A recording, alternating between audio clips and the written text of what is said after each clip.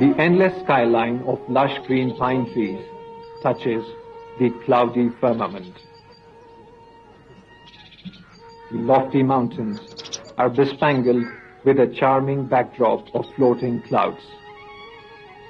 The breezy morning is bathed in a unique freshness.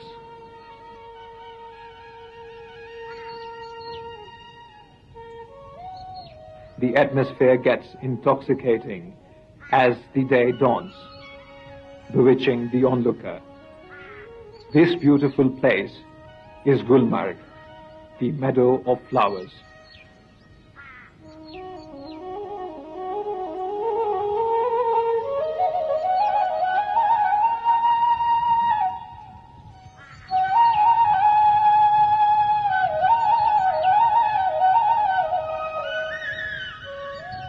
Nestled among fir and pine-covered slopes, the wide meadow offers a synthesis of exciting outdoor activities and a bracing natural ambience. Gulmarg has a magnetic attraction for the rich as well as the poor. Of late, the place has received more attraction because of modern aerial ropeway, Gandola.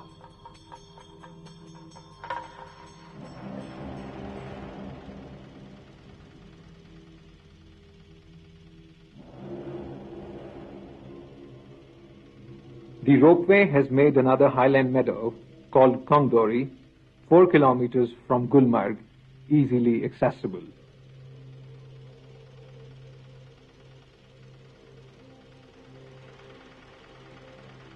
As the gondola moves, a winding trail of thick copses, slanting trees, and open grasslands fragrant with blooming wildflowers unfurls itself. Vista upon vista of Himalayan grandeur opens up as the gondola glides on merrily.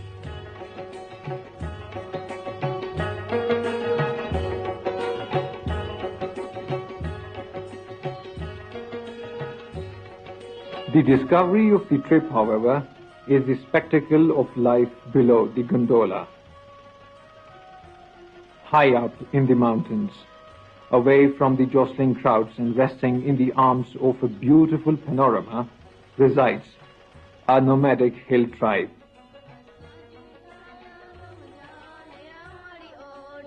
The dulcet voices emanating from somewhere. The interiors of the small habitat sound enticing.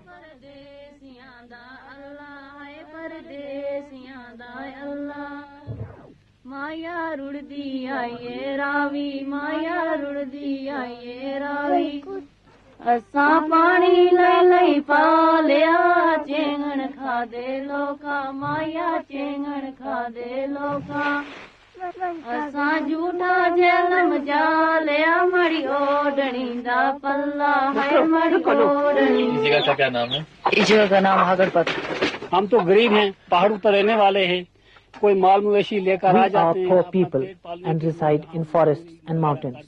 We come here with our livestock to feed ourselves. Our days pass by toiling hard. We stay here during summer months and pack home before winter. We live hand to mouth, earn a little to feed our family. हमारा धंधा सिर्फ इतना ही है।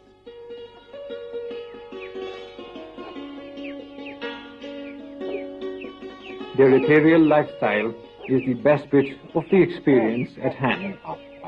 Popularly known as Khans, the people residing at this place do not belong to any clan of Gujars or Bakarwals, but come from a village called Chindusa, about 30 kilometers from here. This place, Hakarpatri, serves as their summer resort. To some of them, it is the conviviality, the singing and laughter in a group that makes life look beautiful. And for some others, it is a mere survival trip that makes them stay put among woods and hills. We like mountains and forests. We stay here for a few months and cultivate vegetables for our daily consumption. It is sheer poverty that gets us here. Otherwise, who likes to leave one's home? We females accompany our men. They work outside, we cook and keep home. We also get our children with us, and their education suffers.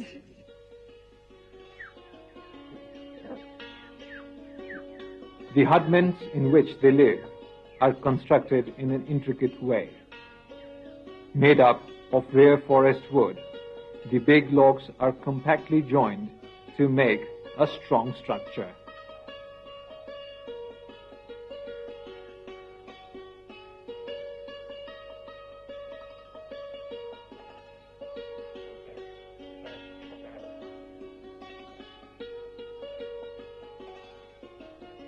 Though undersized, the huts are warm and wear an uncanny look.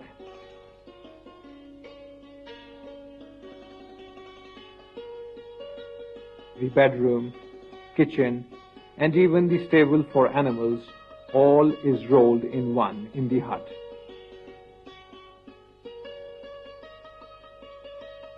The flooring is exquisitely made of green twigs and branches of wild trees. We fetch these twigs and branches from forests and use them as a flooring by spreading it over the ground and then covering it with blankets. These twigs are replaced and burnt once they dry.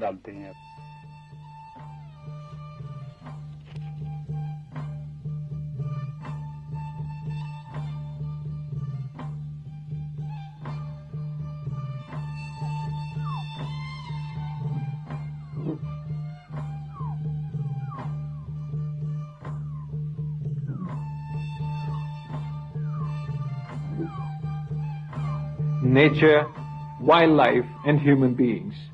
The fusion is queer yet alluring. With their indigenous traditions, the people here lend a special tang to the secluded area they inhabit. Simple living is their hallmark. With a self-sustained economy, they easily fulfill their simple needs. A small livestock of hens, ducks, goats, cows, etc., and kitchen garden is what fulfills their major requirements. The necessities are meager, and so are the stocks.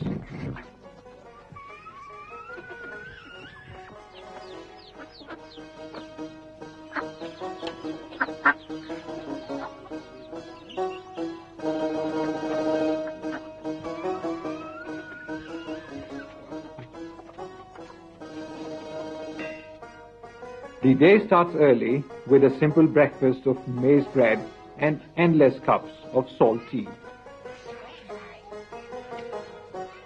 The men then prepare the horses for venturing out to make some money.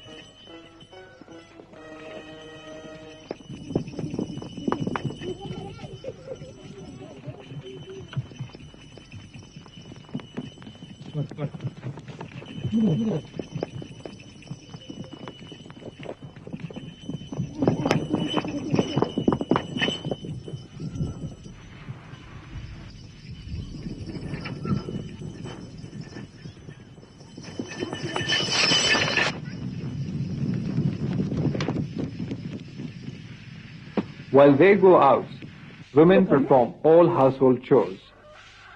Life for the women here is tough, yet it is gratifying and peaceful.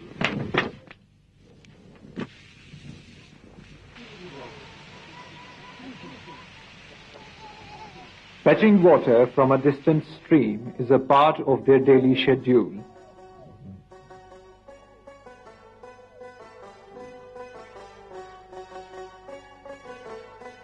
having done with their household drudgery, that includes cooking, cleaning, and mopping of mud floors, they set out to collect firewood from forests. Of course, drudgery and hard toil is writ large on their faces. At times, they appeared defeated and dismayed. But it isn't so. The tough living has bestowed on them an unflinching faith. They are quiet, yet articulate, and not unaware of the troubles faced by their counterparts in the cities. As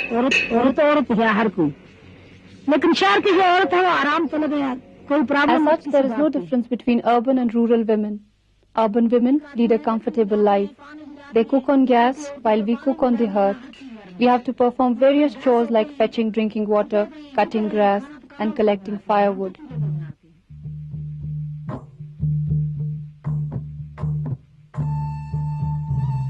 Albeit an endless source of fascination to the visitors, the ecosystem of the place they inhabit is inevitably affected by them. The vast depletion of the forest cover, to which theirs is no mean contribution, has assumed alarming proportions.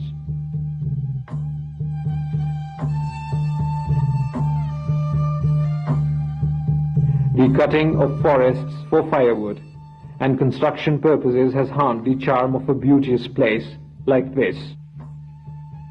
Cattle grazing leads to perishing of fresh saplings. Tree after tree seems to be disappearing with no saplings to replace them.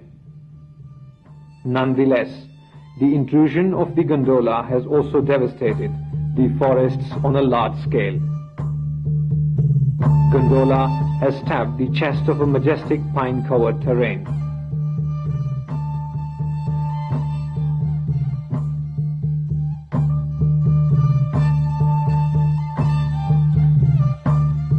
Moreover, it has gashed the dreams of poor people whose gullibility makes them vulnerable to all kinds of deprivation.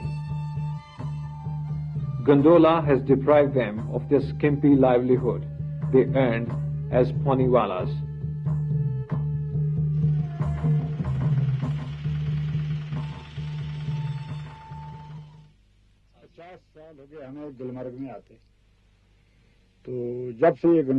We have been coming here for the last 50 years. Earlier, we used to earn to our satisfaction, but the Gandola has drastically deprived us of our modest earnings. Gondola has given a severe setback to our livelihood. Now everyone prefers the gondola to a horse ride. Prior to the installing of Gandola in Gulmarg, these horsemen were always seen busy carrying tourists from one spot to another. Now, with Gandola there, the earning of Khans of this clan has received a setback.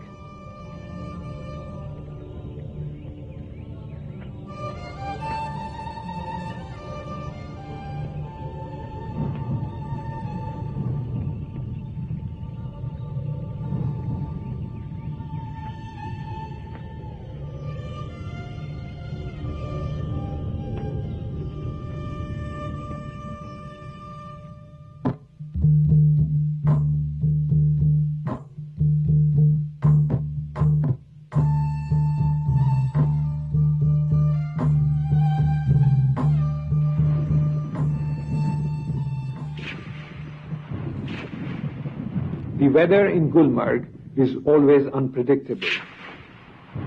The clouds cover the entire blue sky within minutes, and heavy rains catch all unawares.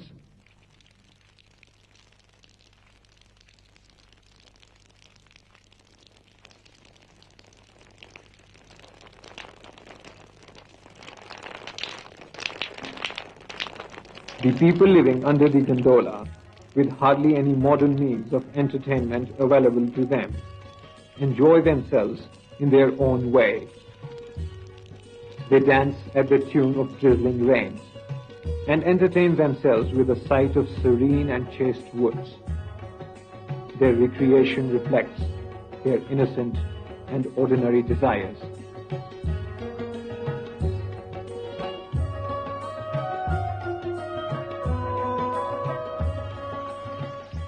Every day ends at a trite note.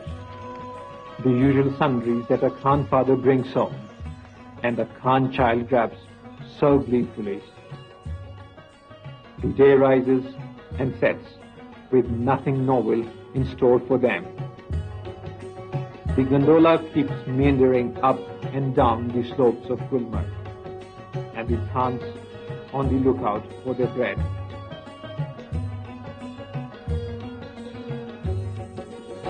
Thus, the wide meadow nestles amidst nature's plenty, as modernity rubs shoulders with the primitivity mirrored in the lifestyle of the Khans. Autumn drops in, and life packs up for the winter home, only to return next summer. And so the cycle moves, and the Khan seems to chaunt. For men may come, and men may go, but I go on forever.